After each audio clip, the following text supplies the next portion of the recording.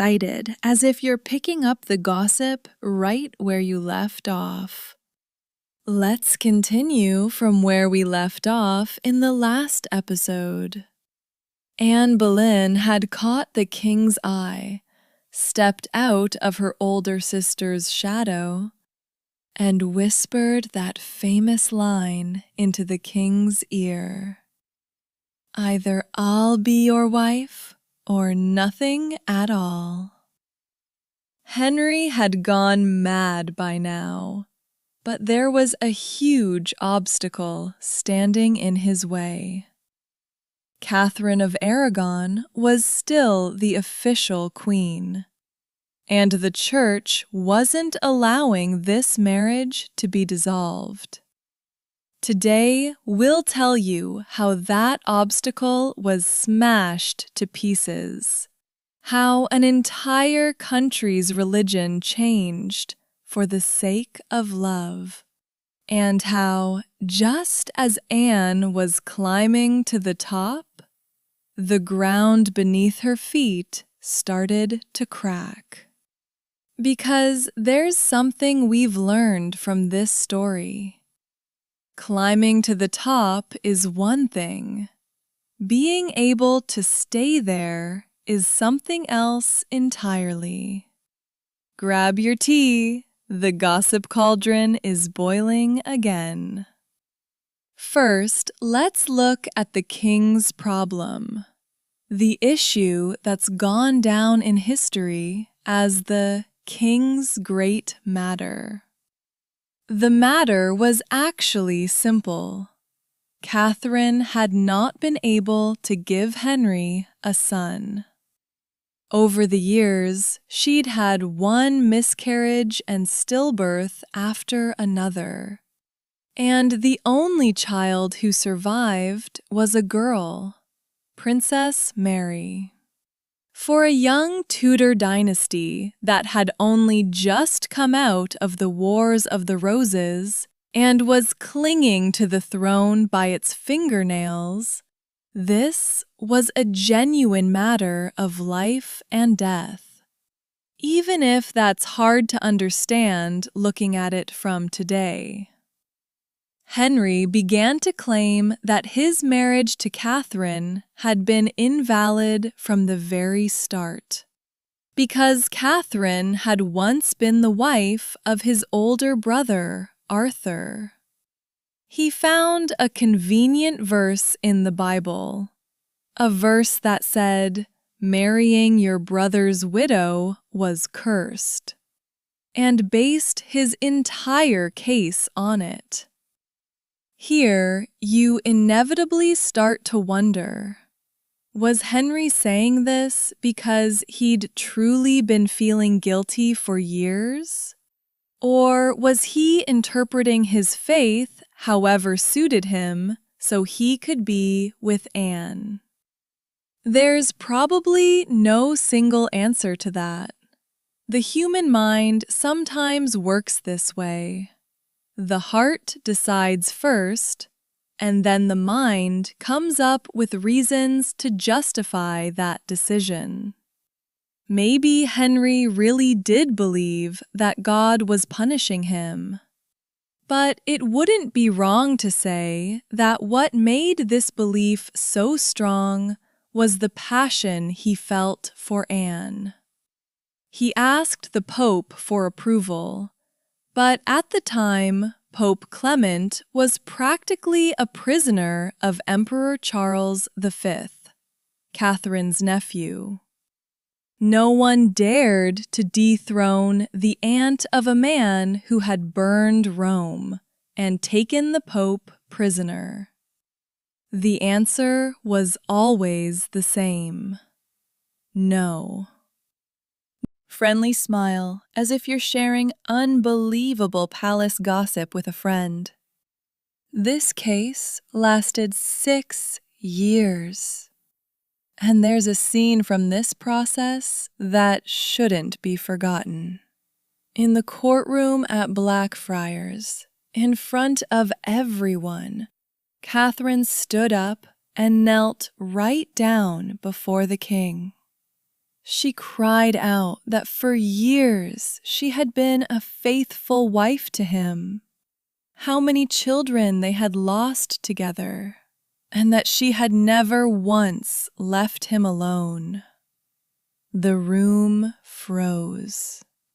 Then she stood up, said she would never return to that court again, and walked out. And indeed, she never set foot there again. Even today, this scene is considered one of the most dramatic moments of the era. When the public heard about this, they largely sided with Catherine. On the streets, there was sympathy for the Queen and open hostility toward Anne. But Henry had already made up his mind. What the public thought could no longer stop him. The job of taking this case to Rome fell to one person, Cardinal Wolsey. For years, he had been the king's right-hand man, considered practically the second king of England, rich, cunning, ambitious. But this time, he faced an equation that was impossible to solve. He couldn't persuade the Pope. He brought France into it. He sent letter after letter. But the outcome didn't change. What's more, Wolsey didn't like Anne's rise at all. He was afraid the king's favorite would overshadow his own influence. And Anne could sense this very well. Whispers began to spread around the court. The cardinal is dragging this out on purpose. Anne saw this failure as a betrayal and began whispering into the king's ear. The result? The titles, palaces, and fortune he had gathered over the years were taken from him overnight. Wolsey died on the road while being taken away, charged with treason. The country's second most powerful man yesterday could be reduced to nothing by a single letter today. And power's cruel rule held true here too. Power doesn't tolerate a vacuum. As one person falls, someone else always rises. The message was clear. Whoever stood in Anne's way met a bad end. Continue as if you're sharing the biggest palace gossip of the century. Where Wolsey had failed, the most radical solution in English history was born. Since Rome kept saying no, Henry would cut Rome out of the picture. Two names stepped onto the stage: the cool-headed, calculating Thomas Cromwell and Thomas Cranmer, who prepared the theological justifications. The question Cromwell asked was actually very simple. If the Pope wasn't going to give permission, why did they keep asking him at all? Even though it sounds simple, for that era, this was almost unthinkable. People feared not only the Pope, but also the wrath of God. But Henry had already passed the point of being afraid. In 1533, Parliament passed the Restraint of Appeals Law. No one would be able to appeal to Rome anymore. A year later came the Act of Supremacy, and Henry was declared the sole head of the Church of England. The churches were the same, the priests were the same, the prayers were largely the same. But at the very top, it was no longer the Pope, it was the king. This break came at a cost, too. The king's former chancellor, Thomas More, resigned from his post because his conscience wouldn't allow it. This was a warning quietly felt throughout the court. A king, for the sake of one woman, severed a religious bond that had stood for centuries. The Spanish ambassador, Chapuis, was absolutely fuming in his reports. This woman had bewitched the king and was throwing the country into the fire. But Henry didn't care. Here's the ironic part. Henry was a man who didn't much care for writing, but he was so smitten with Anne that he wrote passionate love letters with his own hand. And those letters are still kept in the Vatican archives today. That is, right in the vault of the very church he would soon go to war against. Would you look at that irony? Now, let's sound a little gossip alarm, because most sources skip over this part. Henry and Anne, before the official divorce was even finalized, secretly married in January of 1533, in a small ceremony that wasn't even held in public view. So, why did they need to keep this rush so secret? Because Anne was already pregnant at the time. The king was so certain that he had already had celebration announcements prepared for the child that would be born, ones that used the word prince. So, one of the most magnificent love stories in royal history was, in fact, a race against the clock. Everything had to be made legal before the child arrived. Once Cranmer officially approved the marriage, Anne was no longer a secret wife. On June 1st, 1533, she was crowned in a magnificent ceremony at Westminster Abbey. Gold-embroidered fabrics, jewels, one of the most spectacular processions England had ever seen. But, according to city records, as the procession passed through the streets, the public didn't show the enthusiasm that was accept. Some onlookers didn't applaud. They didn't even take off their hats. Now that's awkward. Chapuis would note this coldness in his report. The crowd was silent. The story that had once begun with her saying no to the king had made her the owner of the crown, but she had never fully won the public's heart. At court, though, things were different. Anne was now at the peak of her power, deciding almost single-handedly who would rise and who would be pushed away. And then the whispers started. The queen gets whatever she wants done. She's actually the one running the state. There's no way for us to know today how much of this was true. But I can't help saying this. Throughout history, whenever a powerful woman rose up, people often preferred to look for magic or seduction instead of talking about her intelligence. And trust me, the palace gossip is only getting hotter from here. Anne ended up right in the middle of this bias. To some, she was a dangerous woman dragging the country toward disaster. To others, a brave queen who had managed to write her own fate. Maybe the truth was somewhere between the two. But one thing was certain. Anne had now become not just a person, but a symbol.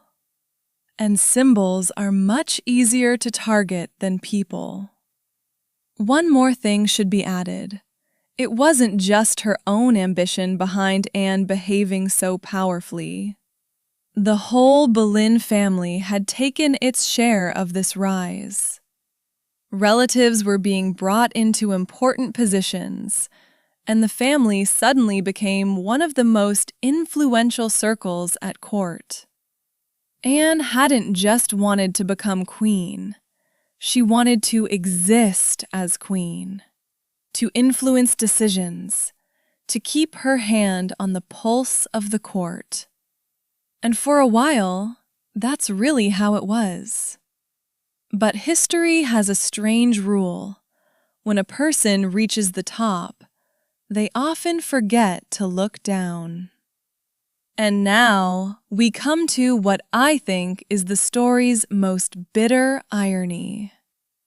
All this destruction of the church, all this political earthquake, was actually for a single reason: a male heir. When the labor pains began in September 1533, the whole court held its breath. Everyone was waiting. A single letter was added at the last moment to the prince announcements that had been prepared. Princess. The child who was born was a girl, little Elizabeth. Historians describe that moment differently. Some say the king walked out of the room. Others say he settled for a cold congratulation. But the outcome doesn't change. Years of fighting, the tearing apart of a church, the humiliation of the former queen. Was all of it for a girl? Today, when we hear this name, we think of one of England's greatest rulers. But on that day, nobody at court could see that coming. The only thing anyone saw was, once again, a son who hadn't come. Still, the christening ceremony was held with great pomp. The finest fabrics were brought out onto the stage once again, as if nothing had gone wrong. But behind this display was a truth that everyone knew. After the birth, the king's interest slowly began to cool. Anne could feel it, because what had happened to her older sister Mary was still right there in front of her eyes. A king's love could vanish overnight. And meanwhile, at court, a quiet but sizable faction was already growing. People who still refused to address her as queen. People who stayed loyal to Catherine. People who saw this whole change as heresy. The ladies-in-waiting had started talking. The queen is having fits of rage. The queen doesn't feel safe anymore. Whether those whispers were true or simply palace gossip, no one can say for certain. But one thing is obvious. The atmosphere at court had changed. Henry still appeared to be at Anne's side, but his eyes were now wandering elsewhere. The queen was still on the throne. The crown was still on her head. Her title was still official.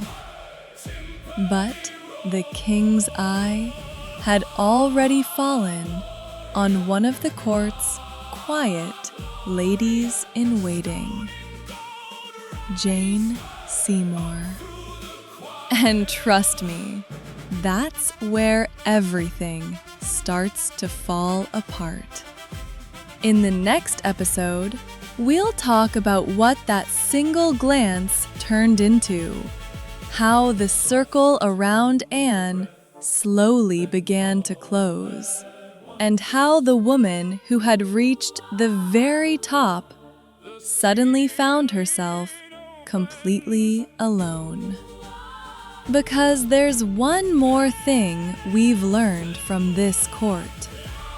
The biggest disasters almost never arrive with a loud bang. They arrive first as a small silence. The story of this bloody crown isn't over yet. So if you don't want to miss the next chapter of this incredible palace scandal, don't forget to like the video, subscribe to the channel, and turn on notifications. I'll see you in the next episode. Take very good care of yourselves.